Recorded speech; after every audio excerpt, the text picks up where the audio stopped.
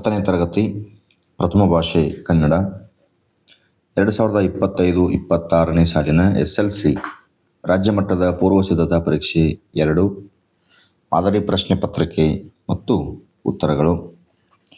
ಮುಖ್ಯ ಪ್ರಶ್ನೆ 1. ಕೆಳಗಿನ ಪ್ರಶ್ನೆಗಳಿಗೆ ಅಥವಾ ಅಪೂರ್ಣ ಹೇಳಿಕೆಗಳಿಗೆ 4 ಆಯ್ಕೆಗಳನ್ನು ನೀಡಲಾಗಿದೆ. ಅವುಗಳಲ್ಲಿ ಸೂಕ್ತವಾದ ಉತ್ತರವನ್ನು ಆರಿಸಿ ಕ್ರಮಾಕ್ಷರದೊಂದಿಗೆ ಬರೆಯಿರಿ. 6 ಅಂಕಗಳು. ಪ್ರಶ್ನೆ 1. ಶುತ್ವ ಸಂಧಿಗೆ ಉದಾಹರಣೆಯಾದ ಪದ. ಸರಿಯಾದ ಉತ್ತರ ಆಪ್ಷನ್ ಬಿ, ಬೃಹಚ್ಛತ್ರ. ಬೃಹತ್ ಪ್ಲಸ್ ಛತ್ರ, ಬೃಹಚ್ಛತ್ರ. ಪ್ರಶ್ನೆ 2. ಸ್ವತಂತ್ರ ವಾಕ್ಯಗಳಾಗಿ ನಿಲ್ಲಬಲ್ಲ ಅನೇಕ ಉಪವಾಕ್ಯಗಳೊಡನೆ ಒಂದು ಪೂರ್ಣಾಭಿಪ್ರಾಯದ ವಾಕ್ಯವಾಗಿದ್ದರೆ. ಸರಿಯಾದ ಉತ್ತರ ಆಪ್ಷನ್ ಸಿ, ಸಂಯೋಜಿತ ವಾಕ್ಯ. ಪ್ರಶ್ನೆ 3. ಕೊಟ್ಟಿರುವ ಧಾತುಗಳಲ್ಲಿ ಅಕರ್ಮಕ ಧಾತು ಪದವಿದು. ಉತ್ತರ ಆಪ್ಷನ್ ಸಿ, ಓಡು. ಕನ್ನಡಿಗ ಪದದಲ್ಲಿರುವ ತದ್ದಿತ ಪ್ರತ್ಯಯ. ಉತ್ತರ ಈಗ. ವರ್ಣಮಾಲೆಯ ಪಂಚಮಾಕ್ಷರಗಳನ್ನು ಹೀಗೆನ್ನುವರು. ಆಪ್ಷನ್ ಡಿ, ಅನುನಾಸಿಕಗಳು. ಮುಂದಿನ ಪ್ರಶ್ನೆ. ನಾಮಪದ ಕ್ರಿಯಾಪದಗಳಂತೆ ಲಿಂಗ, ವಚನ, ವಿಭಕ್ತಿಗಳಿಂದ ರೂಪಭೇದವನ್ನು ಹೊಂದದೆ ಏಕರೂಪವಾಗಿರುವ ಪದಗಳು. ಸರಿಯಾದ ಉತ್ತರ ಆಪ್ಷನ್ ಎ, ಅವ್ಯಯಗಳು. ಮುಖ್ಯ ಪ್ರಶ್ನೆ 2. ಸಂಬಂಧಿ ಪದವನ್ನು ಬರೆಯಿರಿ. 4 ಪ್ರಶ್ನೆಗಳು, 4 ಅಂಕಗಳು. ಕಮಲಾಕ್ಷ ಅಂಕಿತನಾಮ, ವಿಜ್ಞಾನಿ ಅನ್ವರ್ಥನಾಮ. ಕೆನೆಮೊಸರು ಜೋಡು ನುಡಿ, ತುತ್ತ ತುದಿ ದ್ವಿರುಕ್ತಿ. ಸುಸಂಗತ ಯೋಗ್ಯವಾದ, ಕೈವಾರ ಹೊಗಳಿಕೆ. ಇಸವಾಸ ವಿಶ್ವಾಸ, ಇಲ್ಲದಂಗ ಇಲ್ಲದ ಹಾಗೆ. ಮುಂದಿನ ಮುಖ್ಯ ಪ್ರಶ್ನೆ. ಕೆಳಗಿನ ಪ್ರತಿಯೊಂದು ಪ್ರಶ್ನೆಗಳಿಗೆ ಒಂದೊಂದು ವಾಕ್ಯದಲ್ಲಿ ಉತ್ತರಿಸಿ. 7 ಪ್ರಶ್ನೆಗಳು, 7 ಅಂಕಗಳು. ಎಣ್ಣೆ ತುಪ್ಪದ ಮಿಶ್ರಣ ಬೇಡವೆಂದು ಹೇಳಿದವರು ಯಾರು? ಉತ್ತರ ನಯಸೇನ. ಹಸಿದು ಮಲಗಿದ್ದ ಹುಲಿಯು ಏನೆಂದು ಯೋಚಿಸಿತು? ವಿಧಿ ಆಹಾರಕ್ಕೆ ಏನನ್ನು ಒದಗಿಸುವುದೋ ಎಂದು ಯೋಚನೆ ಮಾಡಿತ್ತು. ಆಂಗ್ಲ ಸಾಮ್ರಾಜ್ಯದ ವೈಭವ ಕಂಡುಬರುವ ಓಣಿ ಯಾವುದು? Charing cross. ಕಾಶ್ಯಪಿ ವಿದ್ಯಾಭ್ಯಾಸಕ್ಕಾಗಿ ತನ್ನ ಮಕ್ಕಳನ್ನು ಯಾರ ಬಳಿಗೆ ಕಳುಹಿಸಿದಳು? ಕಾಶ್ಯಪಿ ವಿದ್ಯಾಭ್ಯಾಸಕ್ಕಾಗಿ ತನ್ನ ಮಕ್ಕಳನ್ನು ಸಹೋದರನಾದ ಸೂರ್ಯಮಿತ್ರನ ಬಳಿಗೆ ಕಳುಹಿಸಿದಳು. ಹಲಗಲಿಯ 4 ಪ್ರಮುಖರು ಯಾರು? ಪೂಜೇರಿ ಹನುಮ, ಬ್ಯಾಡರ ಬಾಲ, ಜಡಗ, ರಾಮ. ಈ 4 ಹಲಗಲಿಯ ಪ್ರಮುಖರು. ದ್ರೋಣನು ಪರಶುರಾಮರಲ್ಲಿಗೆ ಏಕೆ ಬಂದನು? ದ್ರೋಣನು ಪರಶುರಾಮರಲ್ಲಿಗೆ ದ್ರವ್ಯವನ್ನು ಬೇಡುವುದಕ್ಕಾಗಿ ಬಂದನು. ಪುಟ್ಟಪೋರಿ ಏನು ಮಾಡುತ್ತಿದ್ದಾಳೆ? ಪುಟ್ಟಪೋರಿ ಹೊರಗೆ ಮುಸುರೆತ್ತಿ ಕೂತಿದ್ದಾಳೆ. ಕೆಳಗಿನ ಪ್ರಶ್ನೆಗಳಿಗೆ 3 ಅಥವಾ 4 ವಾಕ್ಯಗಳಲ್ಲಿ ಉತ್ತರಿಸಿ. 10 ಪ್ರಶ್ನೆಗಳು, 20 ಅಂಕಗಳು. ಕನ್ನಡ ಭಾಷೆ ಹದಗೊಂಡದ್ದು ಹೇಗೆ? ಅನೇಕ ಕವಿಗಳು ಕನ್ನಡ ಅಭಿವೃದ್ಧಿ ಹೊಂದಬೇಕಾದರೆ ಕನ್ನಡ ಪದಗಳ ಬಳಕೆ ಹೆಚ್ಚಾಗಬೇಕೆಂದು ಸಾರಿದ್ದಾರೆ. ಅಂಥವರ ವಾಣಿಯಿಂದ ಕನ್ನಡದ ವೀಣೆ ಮೃದು ಮಧುರವಾಗಿ ಮಿಡಿಯಿತು. ಮುಂದೆ ಬಸವೇಶ್ವರ, ಅಲ್ಲಮಪ್ರಭು, ಕುಮಾರವ್ಯಾಸ, ಚಾಮರಸ, ಪುರಂದರದಾಸ, ಕನಕದಾಸರು ಸುಲಭ ಮಾರ್ಗವನ್ನೇ ತುಳಿದರು. ತಮ್ಮ ತಮ್ಮ ಅನುಭವ ಸಾರವನ್ನು ಸುಲಭವೂ ಸುಂದರವೂ ಸಹಜವೂ ಆದ ಮಾತುಗಳಿಂದ ಹೃದಯ ಮುಟ್ಟುವಂತೆ ಅಭಿವ್ಯಕ್ತಪಡಿಸಿದರು. ನಾಲ್ವಡಿ ಕೃಷ್ಣರಾಜ ಒಡೆಯರ ಕಾಲದಲ್ಲಿ ನ್ಯಾಯ ವಿಧಾಯಕ ಸಭೆ ಹೇಗೆ ಕಾರ್ಯನಿರ್ವಹಿಸುತ್ತಿತ್ತು? 1907ರಲ್ಲಿ ನ್ಯಾಯ ವಿಧಾಯಕ ಸಭೆಯನ್ನು ಸ್ಥಾಪನೆ ಮಾಡಿದರು. ಇದರಲ್ಲಿ ಜನರಿಂದ ಆಯ್ಕೆಯಾದವರು 22 ಸದಸ್ಯರು. ಮೇಲ್ಮನೆಯ ರೀತಿಯಲ್ಲಿ ಅದು ಕಾರ್ಯವನ್ನು ನಿರ್ವಹಿಸ್ತಾ ಇತ್ತು. ಜೂನ್ ಮತ್ತು ಡಿಸೆಂಬರ್ ತಿಂಗಳಲ್ಲಿ ಬೆಂಗಳೂರಿನಲ್ಲಿ ಸಮಾವೇಶಗೊಳ್ಳುತ್ತಿತ್ತು. ಪ್ರಜಾಪ್ರತಿನಿಧಿ ಸಭೆಯಲ್ಲಿ ಮಂಡಿಸಿದ ಎಲ್ಲ ವಿಷಯಗಳನ್ನು ವಿಮರ್ಶಿಸುವ ಅಧಿಕಾರ ಆ ಸಭೆಗೆ ಇದ್ದಿತು.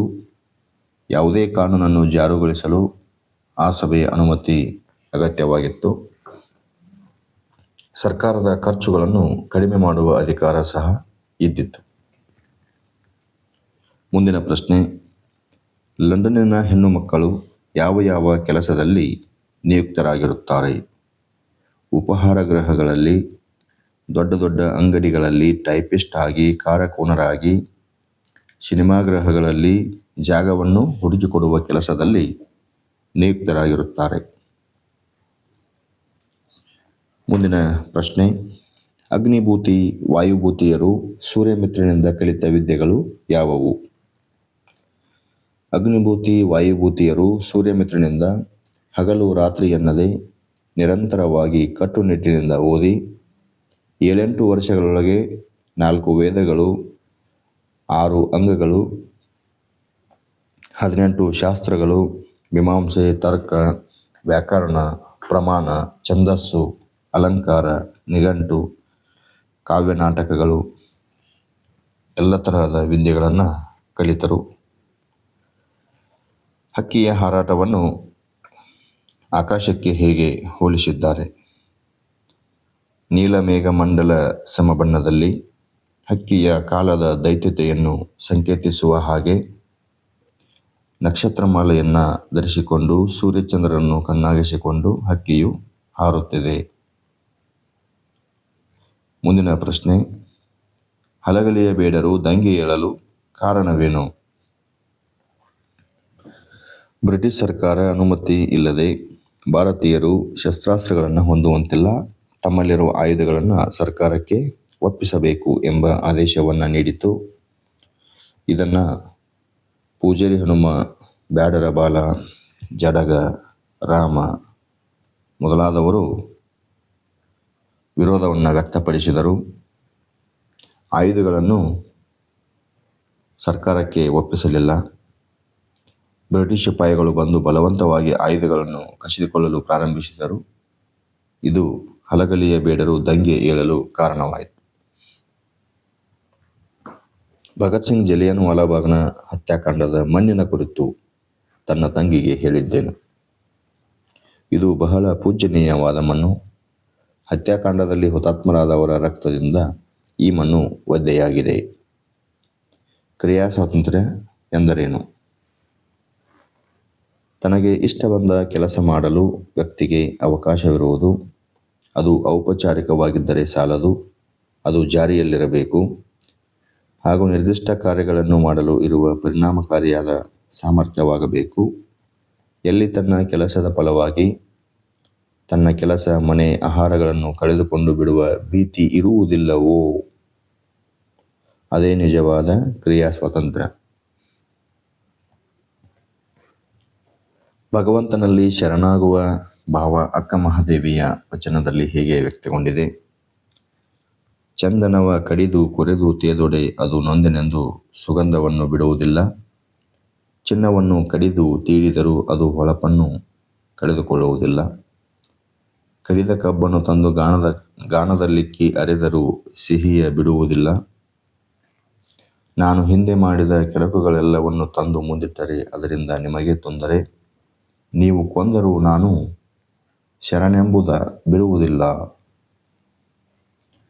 ಮುಂದಿನ ಪ್ರಶ್ನೆ, ಪೈಗಳ ತಮ್ಮನ ನೂಲು ಮದುವೆಯ ದಿನ ಅಂಗಳದಲ್ಲಿ ಏನೇನು ಸಿದ್ಧತೆಗಳಾಗುತ್ತಿದ್ದವು?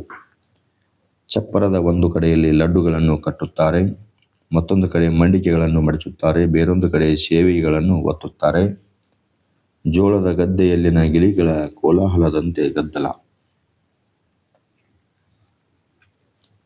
ಮುಂದಿನ ಮುಖ್ಯ ಪ್ರಶ್ನೆ, ಕೆಳಗಿನ ಕವಿಗಳ ಅಥವಾ ಸಾಹಿತಿಗಳ ಜನ್ಮಸ್ಥಳ, ಕಾಲ, ಕೃತಿ ಮತ್ತು ಬಿರುದು ಅಥವಾ ಪ್ರಶಸ್ತಿಗಳನ್ನು ಕುರಿತು ವಾಕ್ಯ ರೂಪದಲ್ಲಿ ಬರೆಯಿರಿ. ಒಟ್ಟು 6 ಅಂಕಗಳು. ಎ.ಎನ್. ಮೂರ್ತಿರಾವ್.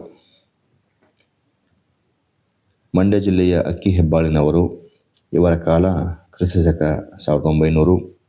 ಇವರ ಕೃತಿಗಳು ಹಗಲು ಕನಸುಗಳು, ಅಲೆಯುವ ಮನ, ಅಪರವಯಸ್ಕನ ಅಮೆರಿಕ ಯಾತ್ರೆ, ಮಿನುಗು ಮಿಂಚು, ಚಿತ್ರಗಳು ಪತ್ರಗಳು, ಪೂರ್ವ ಸೂರಿಗಳೊಡನೆ ಚಂಡಮಾರುತ, ದೇವರು. ಇವರಿಗೆ ಕೇಂದ್ರ ಸಾಹಿತ್ಯ ಅಕಾಡೆಮಿ ಪ್ರಶಸ್ತಿ, ಪಂಪ ಪ್ರಶಸ್ತಿ ಲಭಿಸಿವೆ. ದ ರಾ ಬೇಂದ್ರೆ ಅಂಬಿಕಾತನಯ ದತ್ತ ಎಂಬ ಕಾವ್ಯನಾಮದಿಂದ ಪ್ರಸಿದ್ಧರಾಗಿರುವ ದತ್ತಾತ್ರೇಯ ರಾಮಚಂದ್ರ ಬೇಂದ್ರೆಯವರು ಕ್ರಿಸ್ತಶಕ 1896ರಲ್ಲಿ ಧಾರವಾಡದಲ್ಲಿ ಜನಿಸಿದರು. ಇವರು ಗರಿ, ಕೃಷ್ಣಕುಮಾರಿ, ಉಯ್ಯಾಲೆ, ಸಖಿಗೀತ, ನಾದಲೀಲೆ, ಮೇಘದೂತ, ಗಂಗಾವತರಣ, ಸೂರ್ಯಪಾನ, ನಗೆಯ ಹೊಗೆ ಮುಂತಾದ ಕೃತಿಗಳನ್ನು ಬರೆದಿದ್ದಾರೆ. ಇವರಿಗೆ ಕೇಂದ್ರ ಸಾಹಿತ್ಯ ಅಕಾಡೆಮಿ ಪ್ರಶಸ್ತಿ, ಜ್ಞಾನಪೀಠ ಪ್ರಶಸ್ತಿಗಳು ಲಭಿಸಿವೆ. ಕೆಳಗಿನ ಪದ್ಯ ಭಾಗಕ್ಕೆ ಪ್ರಸ್ತಾರ ಹಾಕಿ ಘನ ವಿಭಾಗ ಮಾಡಿ ಛಂದಸ್ಸಿನ ಹೆಸರನ್ನು ಬರೆಯಿರಿ. ಈ ರೀತಿ 2 ಸಾಲನ್ನು ಕೊಟ್ಟಿದ್ದರೆ ಅದು ಕಂದ ಪದ್ಯ ಇರುತ್ತದೆ. 4 ಮಾದರಿಯ ಘನಗಳನ್ನು ಮಾಡಬೇಕು.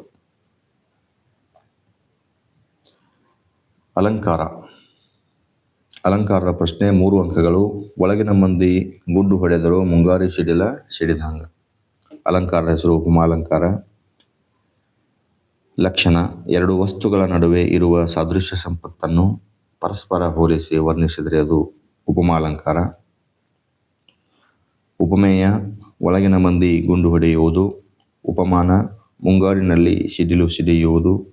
ಉಪಮಾವಾಚಕ: ಹಾಂಗ, ಸಮಾನ ಧರ್ಮ, ಸಿಡಿಯುವುದು. ಮುಂದಿನ ಪ್ರಶ್ನೆ ಗಾದೆ ವಿಸ್ತರಣೆ. ಇದಕ್ಕೆ ನಿಗದಿಯಾಗಿದ್ದ ಅಂಕಗಳು 3. ಸತ್ಯಕ್ಕೆ ಸಾವಿಲ್ಲ, ಸುಳ್ಳಿಗೆ ಸುಖವಿಲ್ಲ. ಗಾದೆಗಳು ಜನಪದರ ಜೀವನದ ಅನುಭವದ ನುಡಿಮುತ್ತುಗಳು. ವೇದ ಸುಳ್ಳಾದರೂ ಗಾದೆ ಸುಳ್ಳಾಗದು. ಅಂತಹ ಒಂದು ಮಹತ್ವಪೂರ್ಣ ಗಾದೆಯಲ್ಲಿ ಸತ್ಯಕ್ಕೆ ಸಾವಿಲ್ಲ, ಸುಳ್ಳಿಗೆ ಸುಖವಿಲ್ಲ ಎಂಬ ಗಾದೆಯು ಪ್ರಸಿದ್ಧವಾಗಿದೆ. ಉಪನಿಷತ್ತಿನಲ್ಲಿ ಬರುವ ಸತ್ಯಮೇವ ಜಯತೆ ಎಂಬ ಮಾತು ಸತ್ಯ ಎಂದಿಗೂ ಗೆಲ್ಲುತ್ತದೆ ಎಂಬುದೇ ಆಗಿದೆ. ಸತ್ಯ ಸುಳ್ಳುಗಳ ಹೋರಾಟದಲ್ಲಿ ಕೆಲವು ಹೆಜ್ಜೆ ಸುಳ್ಳು ಜಯಿಸಿದರೂ ಅದು ತಾತ್ಕಾಲಿಕ. ಇನ್ನೊಂದು ಗಾದೆ ವಿಸ್ತರಣೆ. ಹಾಳಾಗಬಲ್ಲವನು ರಸಾಗಬಲ್ಲ. ಗಾದೆಯ ಮಹತ್ವವನ್ನು ಬರೆಯಬೇಕು. ಆಮೇಲೆ ಗಾದೆಯ ವಿವರಣೆ 3 ಅಂಕಗಳು. ಮುಂದಿನ ಮುಖ್ಯ ಪ್ರಶ್ನೆ.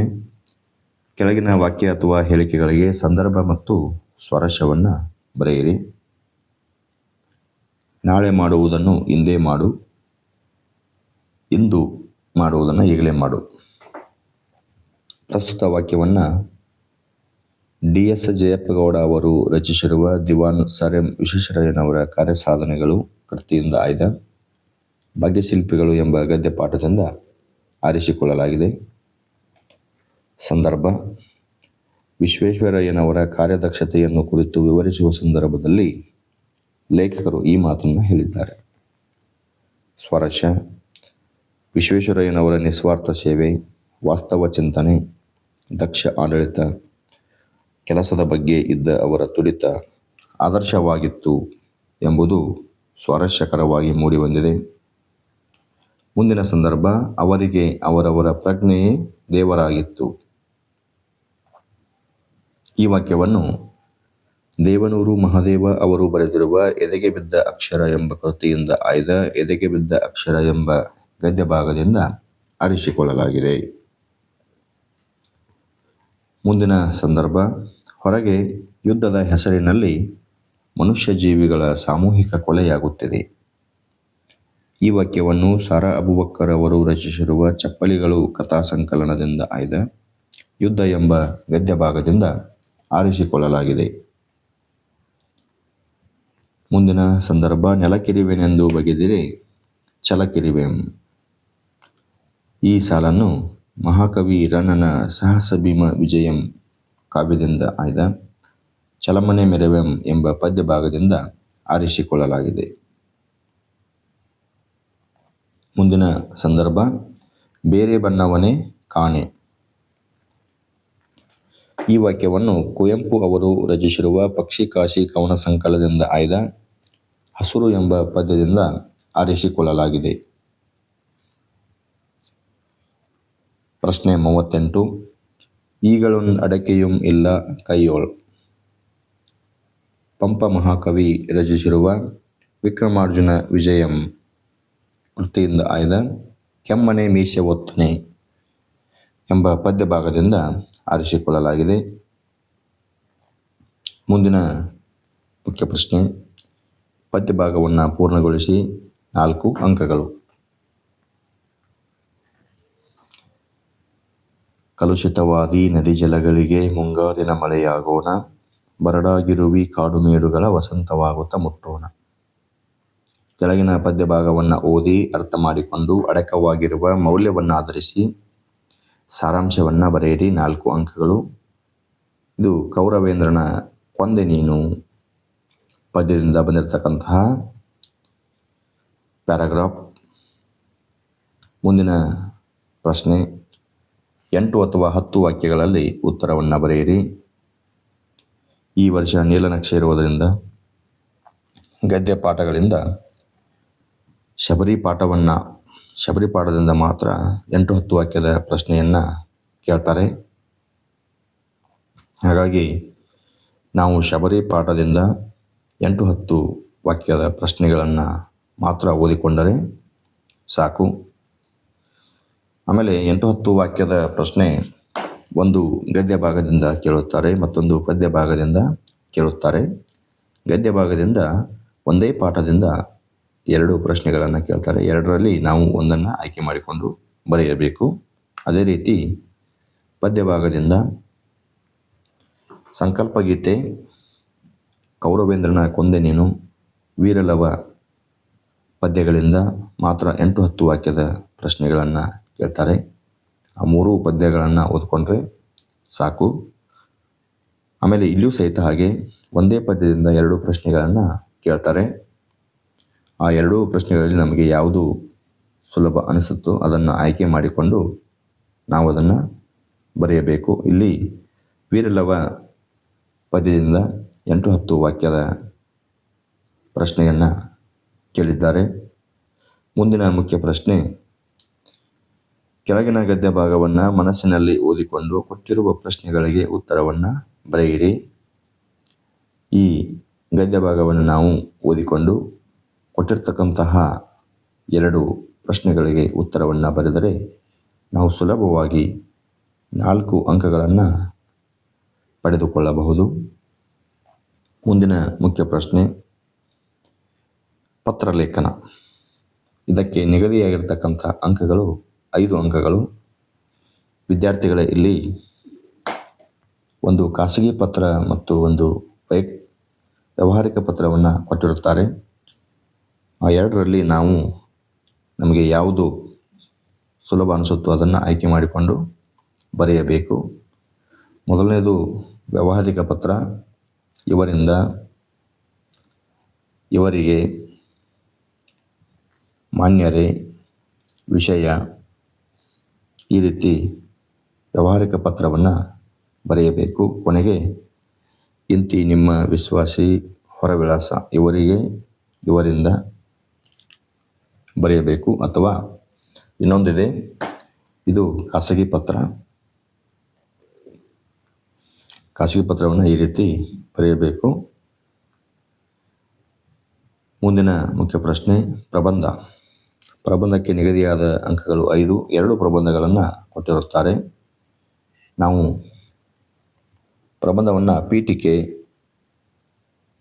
ವಿಷಯ ನಿರೂಪಣೆ, ಆಮೇಲೆ ಉಪಸಂಹಾರ, ಈ ರೀತಿಯಾಗಿ ಹಂತಗಳನ್ನು ಬಳಸಿಕೊಂಡು ನಾವು ಪ್ರಬಂಧವನ್ನು ಬರೆಯಬೇಕು. ಇನ್ನೊಂದು ಪ್ರಬಂಧ ಅಕ್ಷರ ದಾಸೋಹ ಮತ್ತು ಕ್ಷೀರ ಭಾಗ್ಯಗಳ ಸಾಮಾಜಿಕ ಮಹತ್ವ. ಇದನ್ನು ಸಹಿತ ಪೀಠಿಕೆ, ವಿಷಯ ನಿರೂಪಣೆ, ಉಪಸಂಹಾರದೊಂದಿಗೆ ಪ್ರಬಂಧವನ್ನು ಬರೆಯಬೇಕು. ಧನ್ಯವಾದಗಳು.